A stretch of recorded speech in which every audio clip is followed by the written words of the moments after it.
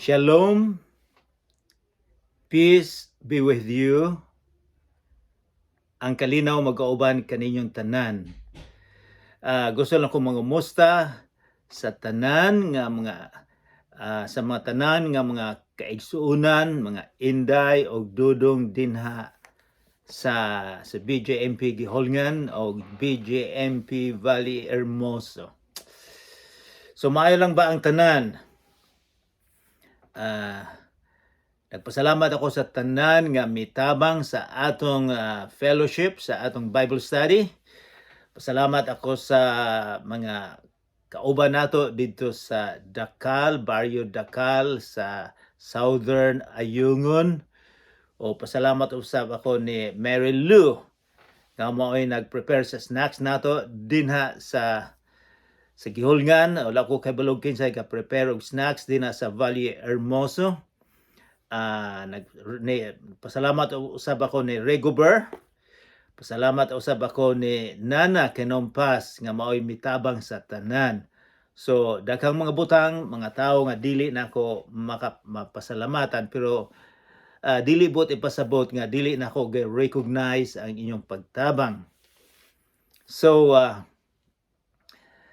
naibalo ba mo unsa to'y bot ipasabot og shalom, that's peace. But anyways, sa dili pa kita magsugod atong hangyon ang atong Ginoo nga magauban kanato karon.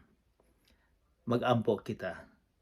Amahan namong langit no, daghang salamat nga imong gihatag ang imong kinabuhi. Aron nga kami sa among pagtuo ug pagsalig makabaton kami og kinabuhi nga walay katapusan. Ginoo, daghang salamat usab sa Espiritu Santo nga maay magauban kanamo, magapanalangin karon. Kay kung wala siya, dili namo masabtan unsay bot imong ipasabot. Daghang salamat usab Ginoo nga ikaw gasugo kanamo nga isabwag ang maayong balita. Nga ikaw nagpakamatay sa Kalbaryo, gilubong og nabanhaw. Og nagpromise ka misaad nga muuban ka kanamo sa hangtod sa kahangturan. Sa ngalan ni Jesucristo nga among manluluwas. Amen. So guys, dako na akong kalipay nga mahuman na gyud ta sa Matthew, sa sinulat ni Matthew, usa ka disipulo, usa ka na tax collector nga ang iyang reputation, ang iyang ngalan dili maayo, apan gihimo gyapon siya sa Ginoo. Marang kita napanalanginan usab kita sa pagsulat ni Matthew sa kinabuhi sa atong Ginoong Jesucristo. So karon naa kita sa katapusan sa Matthew 28. Dugay-dugay natong nahuman ni o daghan akong naantiguhan. Kay kadaghanan kung magtudlo ko, magtuon ko og mga 20 ka oras sa usa ka semana, o sa nalipay pugda ko nga naantigo ko, o kamo usab posible siguro naapon mo naantiguhan. Ang usa sa inyong mga kauban nga nakagawa na tuwa karon sa Manila og nag-text, nag-istoryahan na mi, nagpasalamat siya nga sa dinha siya sa BJMP, nantigo siya may tungod sa atong Ginoong Jesucristo. So magsugda na nato ang atong Bible study karon. Pinakakatapusan na human na gyud ang Matthew 28. So sa review sa kapitulo 27, atong nabawan dito nga ang atong Ginoong Jesucristo gilansang dito sa cross.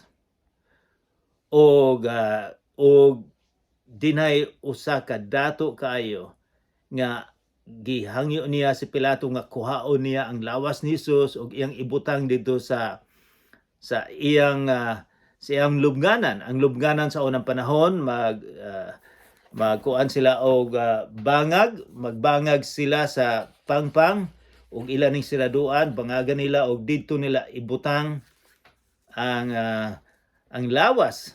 So sa pag-adto namo sa Jerusalem, pila na ka tuig karon, o amo pong nakita nga katong gilubngan sa atong Ginoong Hesukristo. Pero dito daghang pong mga turista nga moingon sila, didto, pero usahay dili ka ta makasigurado apan sa lubnganan ni Jesus, miadto mi. So mao nay picture didto sa pag-adto na sa lubnganan.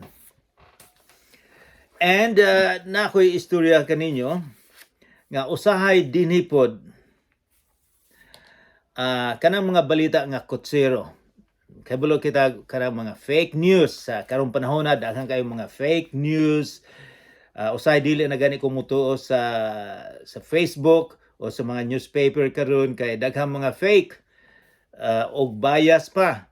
So usa sa mga istorya nga dili ko kay makatuo pero daghang mutuo. Naay moingo dinhi sa States, dinhi sa Canada, sa States nga nahinagbuan nila si Elvis Presley sa usa ka mall. Si Elvis Presley, sikat nga singer, dugay nang namatay.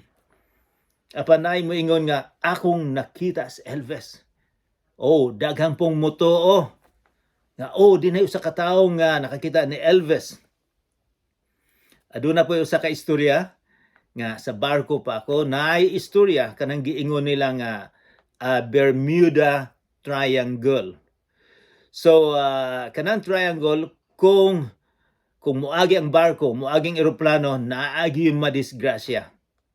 So gasulat siya ko sa kalibro, daghan kay pila ka hundreds ka libo ang mipalit. Daghan pong bituo nga bisag dili tinuod. Nakaagi man mi didto ni anang Bermuda Triangle. Wala may naitabo sa among barko. Di na po'y usa ka istorya. Di na kuno sa usa ka lungsod. Di lang na ako i-mention kung haeng lungsod. Di na usa ka tawo nga mantigong mulupad og nakita nila sa sayo kaayong buntag nga nasalay siya sa kampanaryo sa usa ka dakong simbahan. Kay ang problema kuno sa paglupad niya, nalimtan niya ang iyang anteojos. So wala niya nakita ang kampanaryo. Kay balo mo daghang usab nga mutuo ni ana. So bisag kamo siguro daghang mo mga istorya nga hey basig tinuod to. Sa kinabuhi usab ni sa atong Ginoong Hesukristo, sa dihang namatay siya, gilubong o nabanhaw, daghang po mga istorya-istorya. So apan ang atong usa sa mga butang nga atong saligan nga ang mga disipulo sa atong Ginoong Hesukristo sa ilang sabwag sa maayong balita, sila gipatay. Kay miingon ang mga mopatay kanila, nagsulti mo og dili tinuod nga naay tawo nga namatay o nabanhaw o nga siya lang ang dalan, ang kamatuuran o ang source sa kinabuhi nga walay katapusan, nga kung musalig kita ni Jesus, may kinabuhi nga walay katapusan. Katong mipatay nila, dili na tinuod. Kung moingon mo nga ang inyong giistorya, dili tinuod, dili mo patyon. Pero kadaghanan kanila nga mga disipulo, miangkon gyud nga tinuod ang ilang nadungog, ang ilang nakita. Nga bisag patyon sila, di sila mahadlok kay tinuod mang ilang gisulti. Ikaw ba kung nakay istorya nga dili tinuod, magpakamatay ka ba? Dili. Dili ka magpakamatay, bisag ako. Dili ko magpakamatay, apan kini mga disipulo wala sila mahadlok, nagpakamatay sila tungod kay tinuod man ang ilang gisulti. So, just for example, si Pedro gilansang sa cross sa 66 AD dito sa Roma. Si Santiago gipatay pinaagi sa espada. Si Juan lang ang wala napatay. Si Felipe nagwali sa Africa o sa Asia o gipatay usab siya. Si Bartolomeo Nagwali sa India, sa Armenia, sa Ethiopia. Gipatay siya tungod sa iyang pagwali sa atong Ginoong Kristo. Si Mateo, nagwali sa Iran, dito sa Africa. Gipatay siya pinaagi sa espada. Siguro giputla ni gliog. Si Tomas, dito siya nagwali sa Syria o Iraq, sa India. Gipatay siya sa upat ka sundalo. Si James, ang anak ni Alphaeus, nagwali siya sa Northern Israel. Gibato siya, gipatay. Si Simon, sa Persia, gipikas-pikas ang iyang lawas.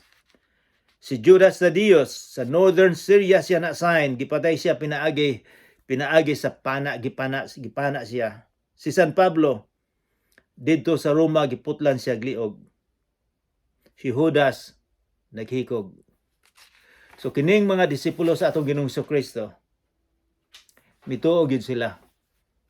Kung kamo mangutana mo kung mutuo ba ka nga nabuhi ang atong Ginoong Kristo, moingon ko nabuhi siya sa akong kasing-kasing. So magsugod na kita sa taas-taas tong ang atong introduction. So magsugod na kita sa atong so na ako'y bagong Bible diri. Usa sa mga relatives nako nga gikan sa Pilipinas, ila kong gipalitan og Bible nga, so dili nako magamit sa akong iPhone or iPad. Nagamit nako og papel gyud nga Bible. So nagpasalamat ko dako sa ilang pagtabang. So kini kompleto ni nga Old and New Testament. So magsugod na kita sa kapitulo 28. O sa paghilabay na sa adlaw, sa ipapahulay sa nagbanag-banag na sa nahaunang adlaw sa simana. So ang buti pasabot, Domingo ni. Kining istorya na hitabo sa Domingo. Si Maria Magdalena o ang usang Maria miadto sa pagtan-aw sa lubnganan. So, unsa may purpose nila? Nganong miadto man sila ni anang adlaw? Kay sa Biyernes God, si Hesukristo gilubong sa Biyernes. O kay wala na sila panahon. Kay ang paglubong didto, wala sila imbalsamar, kundili magbutang sila pahumot og husto para kung kinsa katong mo bisita, siguro after 3 or 4 days, dili kay mabaho, kay gusto po sila mabisita. So, wala nila nahuman sa Biyernes. Kay Biyernes God, kung makakita na sila duha ka bituon, magsugod na ang Sabbath day. Wala na gyud mo trabaho anang Sabbath day, pero magsugod og Friday. Kung makikita duha ka bituon, pwede sila makalakaw pero usa ka kilometro lang. So wala nila nahuman ang preparasyon sa lawas atong Ginoong Kristo.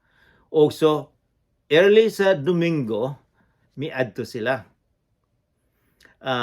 Naibalo ba mo nga daghang mga Kristohanan nga mosimba og Sabado, naapoy daghang kaayo nga mosimba og Domingo. Kadaghanan god sa pagkahuman sa usa ka gatus ka tuig nga namatay ang atong Ginoong Kristo. Kadaghanan sa nga nahimong sumusunod ni Hesus dili man mga Hudiyo, mga Gentile, mga Hintil katulad kaparihan nato og ikaw. Og sila murag dili sila gusto nga mapadiyo sa mga pagtuo sa mga Hudiyo. So ilang gi-celebrate miadto sila sa simbahan. Nagsimba sila, nagsugrag sila magdomingo. Para sa kuha, dili importante kung Sabado, Domingo, ang akong kinabuhi, isimba nako kada adlaw. It is a way of life ang pagsimba. Dili lang usa ka oras sa Domingo o Sabado, kundi sa tibuok semana ang imong buhaton, ang imong kinabuhi, magasimba sa Ginoo. Okay. So kini mga bayhana, muadto dito kay humanon nila ang ilang ang preparation sa lawas ni Hesus. Og and then versikulo 2, og tan-awa miabot ang usa ka dakong linog. Kay dihay manulunda or anghel sa Ginoo nga mikunsad gikan sa langit ug miadto ug miabot ug iyang giligid ang bato ug milingkod siya niini. Ang iyang panagway, ang iyang dagway or panagway sama sa kilat ug ang iyang sapot maputi sama sa navy. So, daghang mga istorya may tungod sa anghel. May mga tao nga moingon nga nakakita ko anghel sa dihang nalumos ko dinhay mitabang nako o sa dihang na disgrasya ko dinhay mitabang nako. Bisan sa Old Testament, sa si Abraham dinhay nagbisita niya anghel di adto mamandulunda iya pag yung gipakaon. So mukaon day po ni sila. Usay makita ang anghel, usay dili, depende sa ilang tuyo ngano nga magpakita sila. Pero usahay kunay mga tao karon nga moingon nga nakakita ko. Usay murag magduda na ko og jutay kay daghan na bang usay dili makatuo ko. Nga bisag asan dapita moingon anghel to ay manulunda dito. So careful lang gyapon ta. Pero unsa may nakita nila dinhi nga description sa anghel. Wow, ang iyang dagway sama sa kilat. Makahadlok siguro ni og husto. Kay imagine ho na kilat, ang usa ka tawo makita nato kilat og nebuluta og kilat. Elektrisidad na kung yung kaptan maigo ka kilat, maguba ka, masunog. O ang iyang sapot o ang sinina, puti sama sa navy. Navy, murag Espanyol na siya, snow. Karon sa among panahon diri, daghang kaayong snow. Siguro mawala ang among snow, siguro mga Abril. Puti kayo ang snow. O ang uban siguro ilang himuon nga halo-halo. So, maunay dagway sa anghel nga nakita doon. Sama sa nibi og tungod sa kalisang and then giligid unsa may gihimo sa anghel. Giligid niya ang bato.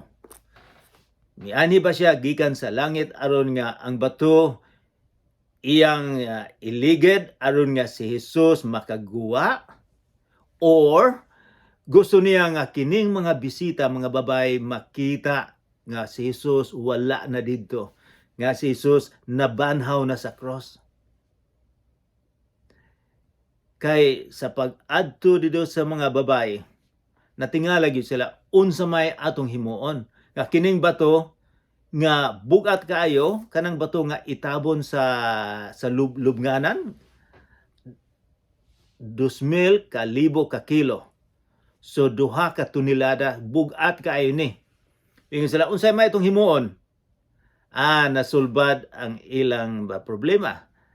Kay ang anghel iyang giligid ang dako kaayong bato. And then verse 4, og tungod sa kalisang nila kaniya kini mga sundalo ni ang mga bantay, mga sundalo nga nangurog o nahimong daw mga patay. So kini mga sundalo sa mga Romano, kini sila mga deadly ni sila. Experience sa patayan. Kaya ang Roman Empire sa Rome, siging nag-ilog og yuta, sige silang makipagira. So kining mga sundalo, experience ni, dili ni mahadlok nga mamatay. Apan sa nakita nila ang manulunda ang anghel, kurog ang tuhod nila, mura silang patay, nakuyapan sila. Bisag ikaw ako naman siguro, murag mahadlok po da. Verse 5, apan ang manulunda miingon sa mga babay. Ayaw kamo kalisang. Kay nasayod ako nga nangita kamo kang Jesus nga gilansang sa cross. Wala na siya dinhi. Kay siya nabanhaw. So maayong balita, nabanhaw. sumala sa iyang giingon na. Kay sige mang nag-ingon ang atong Ginoong Kristo nga siya ilansang sa cross, pero pagkatulog adlaw mabanaw sila. And then, mingon siya, verse 6, wala na siya dinhi, kay siya nabanhaw, sumala sa iyang giingon. Umari ka mo, tanawa ninyo. Ari mo din sa sulod, tanawa kung naaba si Jesus. Tanaw ninyo ang dapit nga iyang nahimutangan. So, ang reason nga gitulod, giabrihan sa anghel to aron nga sa pagproiva nga wala na si Jesus, nga si Jesus nabanhaw. O ang sulti sa anghel nila, verse 7. O dumali kamo or magdali kamo pagpanglakaw o suginli ninyo ang iyang mga tinun-an nga nabanhaw siya gikan sa mga patay. Og tanawa, moadto siya og magauna kaninyo sa Galilea. Dito igakita ninyo siya. Tanawa gibalitaan ko na kamo. So naay sugong anghel nga sultihan gyud ang iyang mga disipulo, ang mga disipulo nga isog kaayo. Isog lang baho siguro ni sila kay nahadlok man. Og verse 8, og sila midali pagpahawa sa lubnganan uban sa kahadlok og dakong kalipay.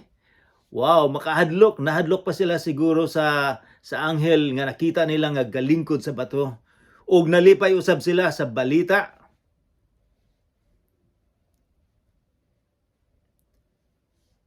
Og dakong kalipay og nanalagan sila aron sa pagsugilon ngadto sa iyang mga tinun-an. Nahibalo sila kain gatago ang mga tinun-an.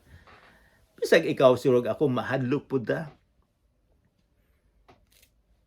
Og tanawa si Jesus misugat kanila og miingon. Wow, nakita samtang nagdalagan sila nga ilang sultian si Pedro, si Juan ug ang ubang mga disipulo nga nanago.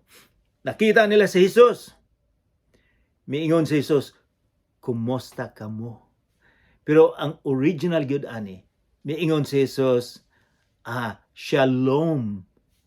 Sa in English, peace be with you. Sa Cebuano, ang kalinaw magauban kaninyo. So mao nay giingon ni Jesus. Og sila miduol og ilang gigakos ang iyang mga tiil og ilang gisimba siya. Gisimba nila ang atong Ginoong Kristo. Ikaw ako, musimba ba kita sa atong Ginoong Kristo? Daghang mga tao karon nga dili mo tuo nga si Jesus wala man mo ingon nga simba mo nako. Pero dinhi atong makita nga iyang gitugtan, wala siya moingon, ayaw mo simba nako. Kay kana dili maayo kay tao lang ko. Apan gitugtan niya nga mosimba. So ayaw magtuo nga ang ubang mga tao moingon nga dili gikinahanglan nga simbahon si Jesus kay tao lang na siya. Nabanaw siya, tao ba na? Og si Jesus mingon kanila, ayaw kamo kahadlok, lumakaw kamo og ina ninyo ang akong mga talawan nga kaigsuunan. Mao ba'y gisulti? Wala. Ayaw kamo kahadlok, lumakaw kamo og ina ninyo ang akong mga kaigsuunan sa pag-adto sa Galilea og didto igita nila ako. Naipulong aning importante. Una niyang gigamit ang pulong kaigsuunan sa iyang mga disipulo. Kay balo mo unsa ni sa original nga Grego, kaigsuunan, endearment. Mura ni siya ingon sa Bisaya, kung ikaw kamunghuran, moingon dodong. Ako ang kamunghuran, ila kong giingnang dodong. Dili bot pasabot nga special. Kay ang tanan nga igsoon gihigugma sa atong mga ginikanan, pero kung ikaw ang youngest, murag na ay moingon sila nga dodong. Ang uban inday. So mao ni gihimo sa atong Ginoong Kristo kanang pulong nga kaigsuunan. ang mahal nako nga kaigsuonan. Imagine, iyang gitawag ang iyang mga disipulo sa pulong nga kaigsuonan, igsuon niya, nga mahal niya og husto. Hay naman tong gibuhat sa mga disipulo. Dinhi atong makita nga ang kasing-kasing sa atong Ginoong Kristo mapasayloon og madaling malimot sa atong mga sala. So kita makasalig gyud nga siya makapasaylo bisag unsa pa kadako sa atong sala, bisag unsa pa kaitom sa atong sala, iya nang himuon nga mas puti pa kaysa snow. And then verse 11, og samtang na nagpanglakaw sila, tanawa, pipila sa mga nagbantay ngadto sa syudad, nagbantay kadtong mga sundalo sa mga Roman soldiers nga nagbantay dito sa lubong, nangadto sa syudad og sa mga saserdote nga punuan, ilang gibalitaan sa tanang nahitabo. So nakita nila, ilang gisultian kung unsay nahitabo ang religious leaders katong mga Sanhedrin, mga Sadducees, mga Pariseo, kadtong mga judges, high priest, ilang gisultian unsay nahitabo. Og unsa may ilang feeling. Og sa nagkatigom sila, nagplano ning mga religious leaders, uban sa mga ansyano og nagkasabot. Ang ilang gisabot murag dili maayo. Sabot ni Satanas, idea ni Satanas. Ilang gihatagan og kwarta ang mga sundalo, bribery. Unsay bribery? Suborno. Kay bulo kita unsay suborno. Giingnan nila, isulti ninyo kini sa mga tao. Iyang giingnan ang mga sundalo. Ang iyang mga tinud-an mitungha sa kagabhion. Og siya ilang gikawat samtang na nagkatulog kami.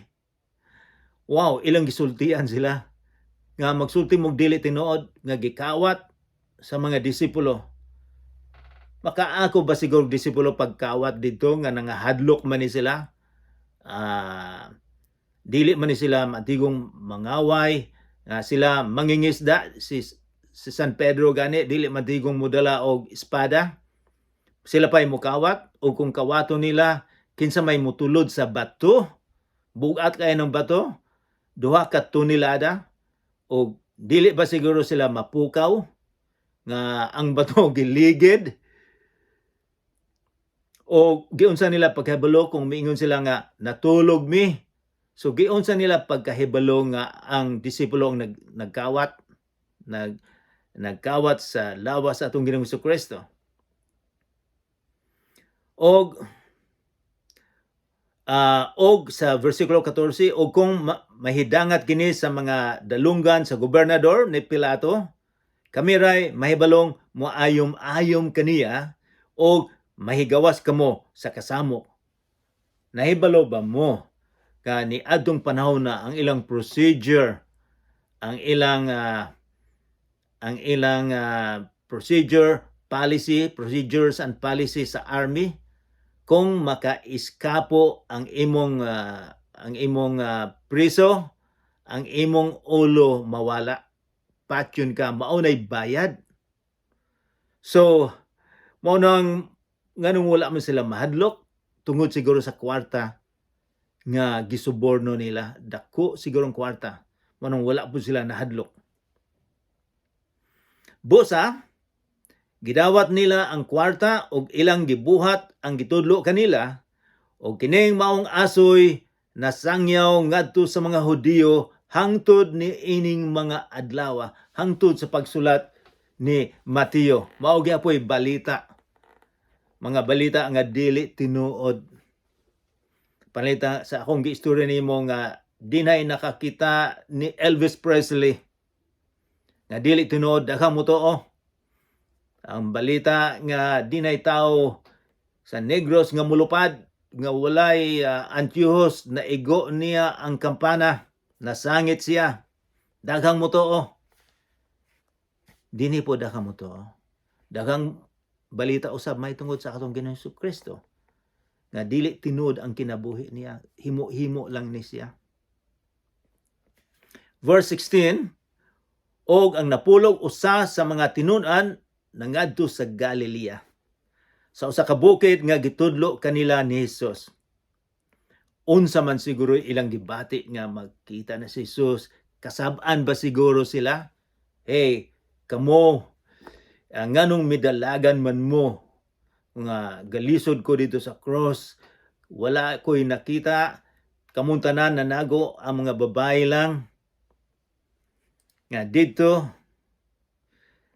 And then verse 17, og ilang pagpakita kaniya, ilang gisimba siya. Gisimba nila ang atong Ginoong Kristo. Sa diya nakita nila, naibalo sila nga kini dili ni ordinary nga tao. Nagsama sila, nag-uban-uban for 3 years. Nakita nila, nadungog nila ang gitulo ni Jesus. Karon mituo na sila, misimba na sila. Ang una, ang mga babae, si Maria nga taga, kisa to yung ngalan niya, Maria Magdalena, Maria nga taga siyudad sa Magdalene, nagsimba usab sila. Kini karong mga disipulo gasimba. Unsa man siguro isulti ni Jesus. O sa ilang pagkakita kaniya, ilang gisimba siya, apan dihay mga nanagduha-duha usab. Dili tanan, bisag karon daghang mga taong magduha-duha, may tungod sa kinabuhi sa atong Ginoong Kristo. O si Jesus miduol og miingon kanila, wow, kasab-an ba siguro ni Jesus? O dili? Ang giingon ni Jesus, busa, miingon si Jesus, og si Jesus miduol og miingon kanila, kanako gihatag ang tanang kagahom. Imagine the word tanan nga gahom, hain man sa langit ug sa yuta. So siya ang gamhanan. Dili lang din sa yuta kundi sa langit. Tao ba ni siya nga adunay gahom sa langit ug sa yuta? Unsa may gisulti niya? Busa minsan, now, panglakaw kamo, og himuan ninyong mga tinun-an ang tanang kanasuran. Wow, gisugo sila. Gisugo niya ang iyang mga tinun-an. Naibulo kita unsay pagkatao nila. Daghan silang sayop-sayop si kinabuhi, apan gisugo gyapon. Mit trust, misalig si Jesus nila. Ngano man siguro. Tungod ba sa ilang abilidad nga maayo silang mo sermon, maayo silang muwali? I am not sure. Minsan, tinun-an, so ninyong mga tinun-an, ang tanang kanasuran sa pagbautismo kanila sa ngalan sa Amahan, sa Anak, sa Espiritu Santo. Nga magatudlo kanila, so tudluan dahi sila sa pagtuman sa tanan nga akong gisugo kaninyo. So asa man nato makita karon ang gitudlo ni Jesus? Dinhi lang sa Bible makita nato ang gitudlo ni Jesus. Maunay usa ka rason nga kita gatuon. Ako, ikaw gatuon. Aron nga kita makatudlo usab. Maunay giingon niya nga aron nga kita makatudlo. Wala siya moingon nga aron nga sila mahimong miyembro sa usa ka relihiyon, kundi nga sila matudluan unsa man sa tanan nga gisugo ni Jesus. Usa sa gisugo ni Jesus mao nga higugmaon nimo ang Ginoo sa tanan mong kinabuhi, sa tanan mong kalag, sa tanan mong kasing-kasing, ug higugmaon nimo ang isig ka tawo. So, mo na usa sa mga sugo niya.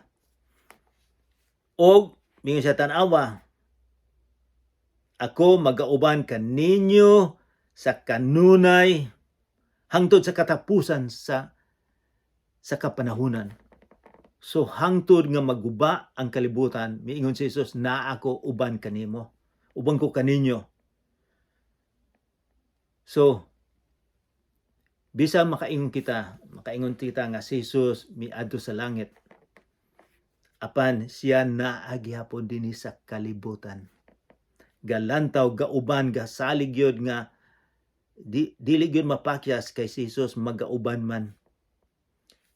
Kanunay na ay word kanunay, dili lang talagsa.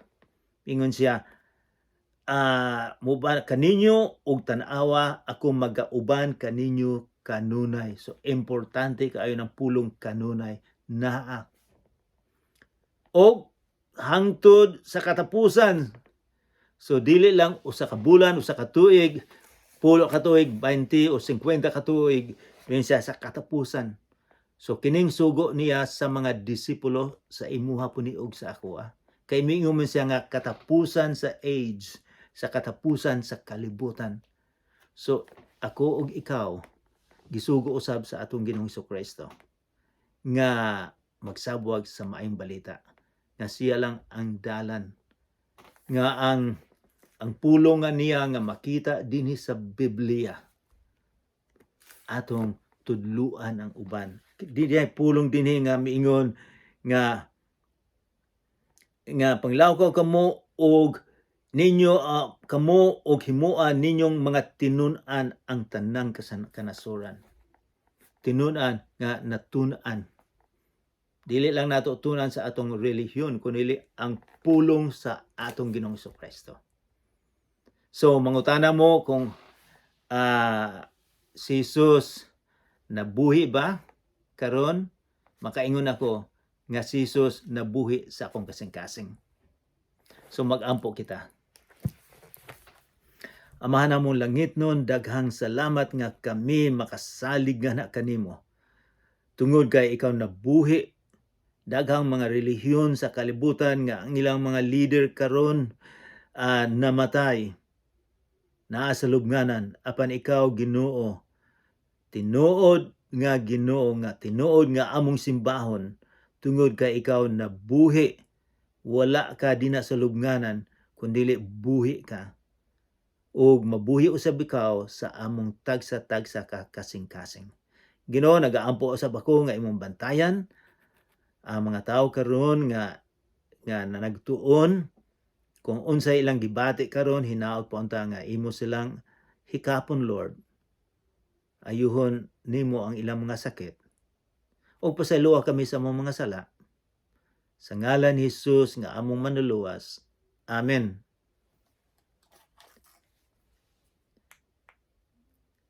Belated Happy Valentine's.